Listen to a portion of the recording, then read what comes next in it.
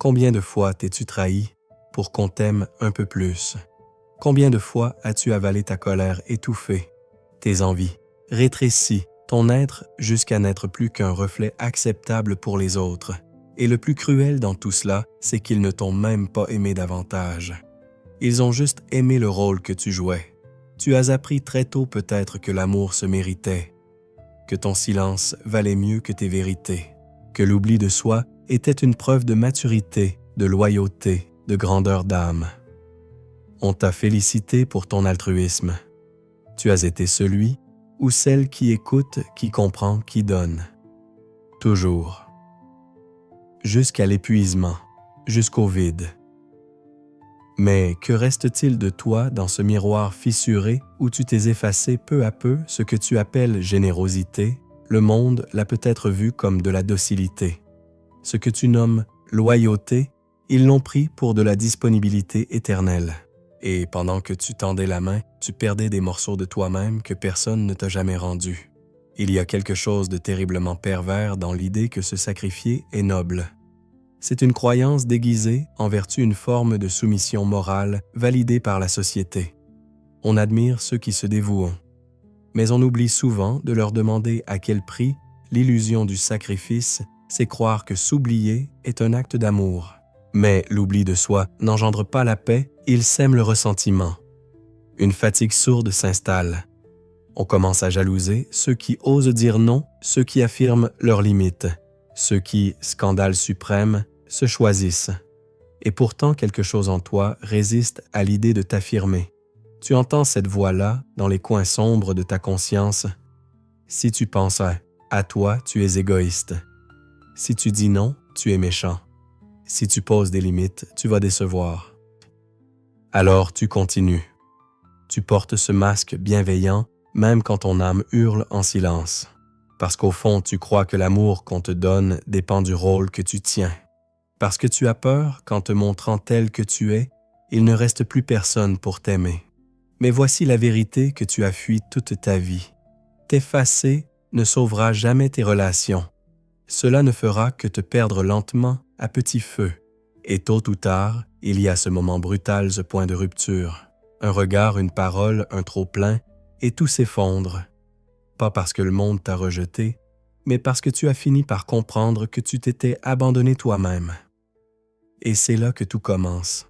Mais que se passait-il après ce moment de rupture, quand le masque tombe et qu'il ne reste plus que toi face à toi-même, pas de héros? Pas de public, rien qu'un silence épais, presque oppressant, et une question qui revient comme un écho glacial. Qui suis-je en dehors de ce que j'ai toujours donné aux autres? Il ne s'agit pas d'un drame extérieur. Tout est intact en apparence, ton emploi, tes relations, tes routines. Et pourtant, à l'intérieur, une fissure. Elle n'a pas le fracas d'un grand effondrement, non. Elle est sourde, insidieuse. Un malaise vague d'abord. Un sentiment de fatigue permanente. Un détachement progressif. Puis une angoisse sans nom comme si quelque chose d'essentiel te glissait entre les doigts. Tu te surprends à éviter ton propre regard dans le miroir. Non pas par honte, mais parce que tu n'y reconnais plus personne. Tu réponds mécaniquement aux attentes, tu souris, tu gères, tu fonctionnes. Mais il n'y a plus de présence réelle, comme si ton corps avançait sans toi. C'est là précisément que le vide commence à parler. Il ne crie pas, il murmure. Il s'installe dans les silences, dans les heures mortes, dans ces moments de solitude que tu remplissais autrefois de distractions ou de devoirs. Il t'enveloppe doucement, patiemment, jusqu'à ce que tu comprennes qu'il ne partira pas. Il est la somme de tout ce que tu as tu. Toutes ces fois, tu n'es pas où tu as dit oui quand tu pensais non. Tous ces instants où tu t'es plié au monde en espérant qu'il t'accepte. Il est ton deuil de toi-même. Et là surgit une tentation, remplir le vide vite avec n'importe quoi. Travailler plus, aider davantage, se rendre indispensable, acheter, fuir, séduire, tout sauf s'arrêter. Car s'arrêter, c'est sentir. Et sentir, c'est peut-être faire face à une vérité. Trop grande, tu as construit ta vie sur des compromis qui te consument. Mais plus tu t'agites, plus le vide se fait dense. Il n'est pas un ennemi. Il est un messager. Il ne veut pas te punir. Il veut te réveiller. Alors tu ralentis. Tu écoutes. Et ce que tu entends n'est pas du désespoir comme tu le craignais. C'est une plainte ancienne. Celle de l'enfant que tu as été, que tu as enfermé dans une pièce lointaine de ton esprit pour plaire, pour survivre. Il est encore là. Il t'attend. Il ne te demande pas des exploits. Il ne veut pas que tu changes le monde. Il veut que tu reviennes vers toi, que tu t'entendes, que tu t'aimes, non pas d'un amour romantique ou idéalisé, d'un amour brut, difficile, lucide, celui qui reconnaît la fatigue, les blessures, les besoins, celui qui dit « Je suis là et je ne m'abandonnerai plus ». Mais avant de pouvoir le dire, il faudra traverser. C'est à faire les protections, les armures, les pactes silencieux, passer avec la peur. Car choisir de s'écouter, c'est trahir toutes les versions de toi qui ont survécu en se taisant. Et ce voyage, ce retour vers toi ne sera pas doux. Il sera exigeant. Parce que l'amour de soi n'est pas une émotion. C'est une révolution. À partir du moment où tu commences à écouter ce vide intérieur, quelque chose se dérègle, ou plutôt quelque chose se remet en marche. Un rouage enfoui, longtemps bloqué. Et ce qu'il libère n'est pas la paix immédiate, mais un tumulte. Ce que tu croyais avoir oublié revient. Les voix, les blessures, les parts de toi que tu as exilées pour devenir ce qu'on attendait. Tu pensais que te choisir t'apporterait un apaisement rapide, une sorte de lumière chaude et bienveillante. Mais non, ce que tu rencontres d'abord, c'est la fureur. Une colère sourde, épaisse, que tu n'expliques pas tout de suite. Elle n'est dirigée contre personne, mais elle t'envahit, te traverse, t'ébranle. Et très vite, une peur vient s'y mêler, et si tout cela te détruisait, parce qu'au fond, tu as bâti ton identité sur des silences. Tu es devenu ce que tu pensais devoir être pour survivre, l'enfant sage, l'ami, disponible, l'employé modèle, le partenaire compréhensif. Tu as réprimé ta voix pour préserver l'harmonie. Tu as trahi tes désirs pour être mal aimé. Et maintenant que ces choix remontent à la surface, ils réclament justice. C'est une forme de deuil.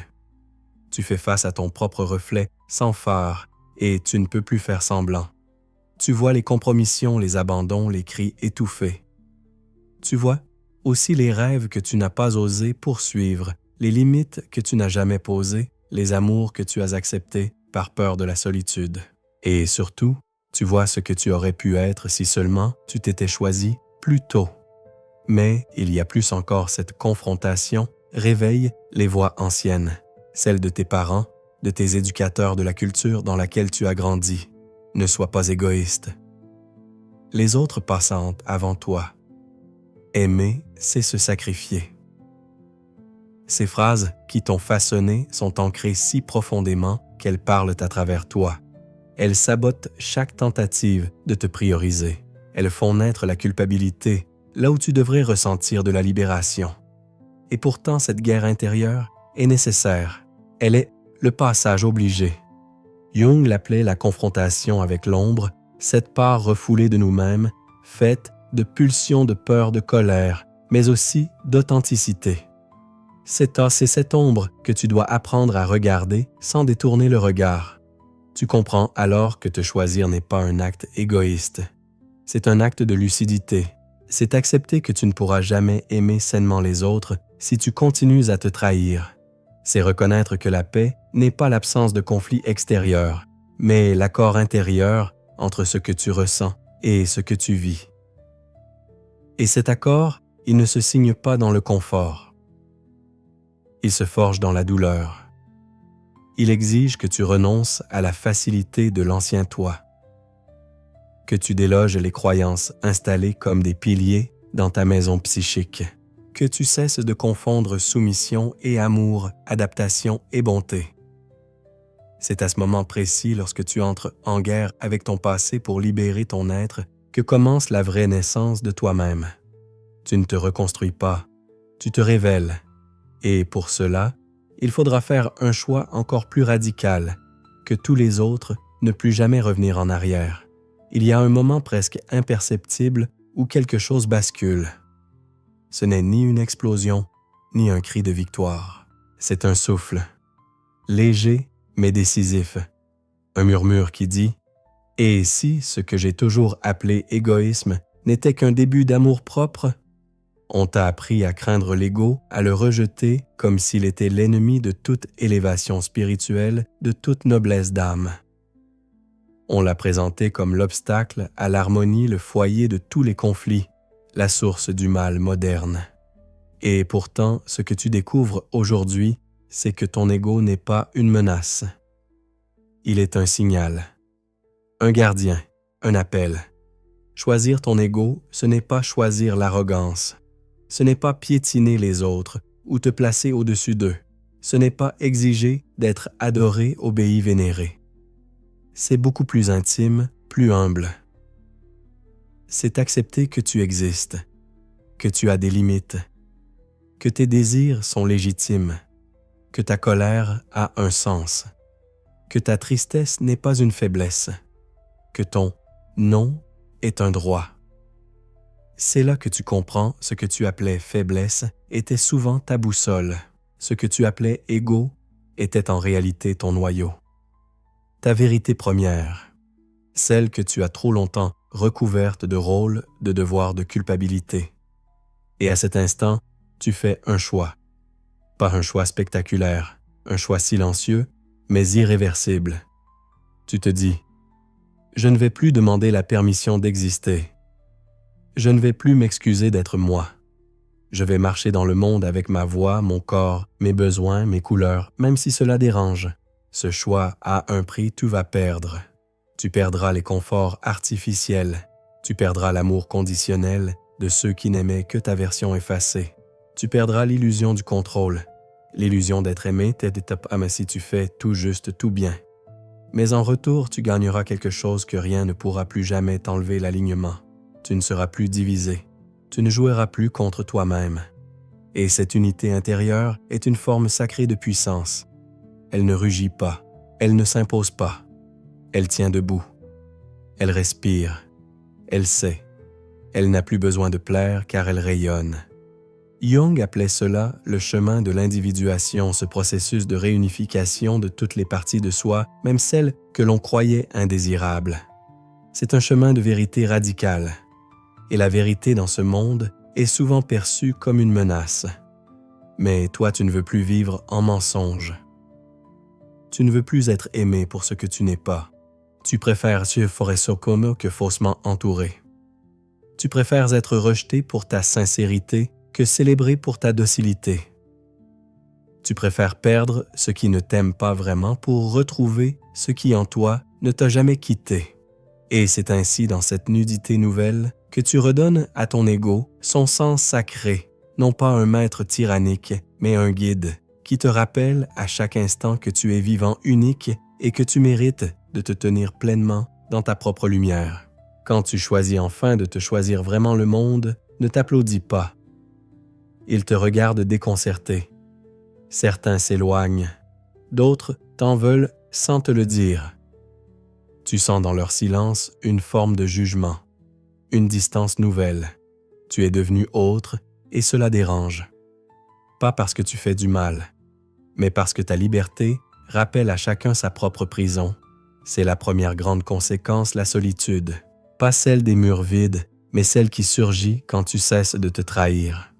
Tu réalises à quel point tu étais entouré, mais pas toujours vu. À quel point on t'aimait pour ce que tu donnais, mais rarement pour ce que tu étais. Et maintenant que tu ne donnes plus de toi par peur de perdre l'amour, certains reculent. Ils te reprochent ton intégrité sans en avoir conscience. Ils disent que tu as changé, que tu es devenu froid, distant. Mais ce qu'ils ne supportent pas en réalité, c'est que tu sois devenu entier.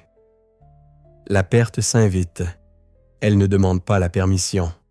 Tu perds des liens, des habitudes, parfois même des repères. Tu ne te reconnais plus dans les lieux que tu aimais. Tu ne ris plus aux mêmes plaisanteries.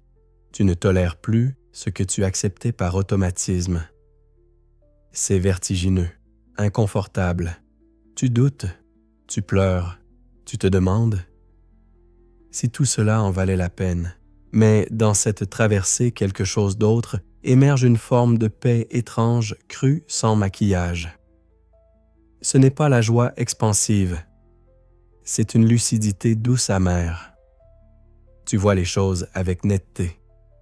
Tu vois les gens, tu te vois, et tu ne veux plus revenir en arrière. Parce que malgré la solitude, une chose te bouleverse, tu te sens vrai. Tu n'as plus à mentir pour être détaimé. Tu n'as plus à te rétrécir pour rentrer dans des cases. Tu n'as plus à implorer, à séduire, à justifier. Et dans cette nudité nouvelle, quelque chose renaît. D'abord timidement, comme une herbe qui perce le béton. Un souffle, une idée, un désir enfoui que tu redécouvres. Ce n'est pas spectaculaire, c'est organique. C'est toi, pas l'ancien toi, pas celui qui s'adaptait, qui attendait, mais une version brute, sincère, ancrée. C'est la renaissance, pas comme une victoire extérieure, mais comme une reconquête intérieure. Tu te relèves. Différent, tu n'as plus les mêmes envies. Tu ne cherches plus la perfection, mais la cohérence. Tu n'as plus besoin de comprendre tout de suite. Tu avances pas à pas avec cette nouvelle boussole, ce que tu ressens est légitime. Alors oui, tu as perdu. Tu as perdu les applaudissements, les certitudes, l'ancien confort. Mais tu as gagné une chose infiniment plus rare, ta présence. Et dans cette présence, tout devient possible. Pas parce que le monde a changé, mais parce que pour la première fois, tu es là. Entièrement. Alors qu'est-ce qu'il reste une fois que tu t'es choisi? Il ne reste pas une version parfaite de toi. Pas un être illuminé, paisible, en tout temps, guéri de tout. Il reste une présence nue, sans masque, parfois encore tremblante. Il reste quelqu'un qui a cessé de jouer à devenir ce qu'il n'est pas, et qui, dans ce renoncement, a découvert une vérité plus vaste que toutes les hâtes, les illusions. On ne peut aimer vraiment que depuis un lieu où l'on ne se trahit plus. Il reste des silences, oui, mais ils ne sont plus vides. Ils sont habités. Tu n'as plus peur de t'y retrouver parce que tu n'as plus peur de toi. Tu ne combles plus chaque instant d'une urgence extérieure. Tu sais écouter ce qui monte sans vouloir l'effacer. Il reste une parole plus lente, plus posée, plus rare, peut-être, mais tellement plus vraie. Tu ne dis plus ce qu'il faut dire pour rassurer. Tu dis ce qui est juste. Parfois cela déçoit, parfois cela libère, mais à chaque fois cela t'honore. Il reste des relations plus petites, en nombre mais plus vastes, en profondeur. Tu ne cours plus après ceux qui ne voient en te mober en toi qu'un rôle à jouer. Tu t'ouvres à ceux qui savent t'aimer sans posséder, accompagner sans contraindre. Ceux qui ne fuient pas ton ombre ni ta lumière. Il reste une fatigue aussi parfois, parce qu'être vrai dans un monde de faux semblants, c'est exigeant. Parce que chaque jour, il faut réaffirmer ce choix de ne plus revenir à l'ancien toi. Ce n'est pas un exploit ponctuel.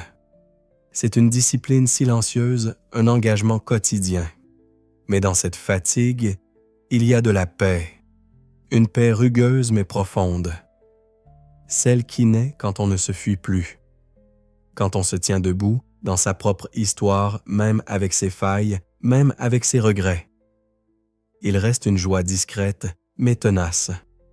Une joie qui ne dépend plus des circonstances, mais de l'alignement. Ce n'est pas une joie qui explose. C'est une joie qui habite. Elle ne crie pas, elle respire. Elle te murmure chaque matin. Tu es chez toi en toi. Et cette simple phrase suffit à redonner sens à toutes les pertes. Car ce que tu as trouvé en toi vaut infiniment plus que tout ce que tu as laissé derrière. Tu n'as pas choisi la facilité. Tu n'as pas choisi la fuite. Tu as choisi le réel, ton réel. Et dans ce choix, tu as traversé le feu, le vide, le rejet. Mais tu as aussi rencontré quelque chose d'indestructible, toi. Et c'est ce qui arrive quand tu finis par te choisir toi-même avant tout le reste. Pas un triomphe, un commencement.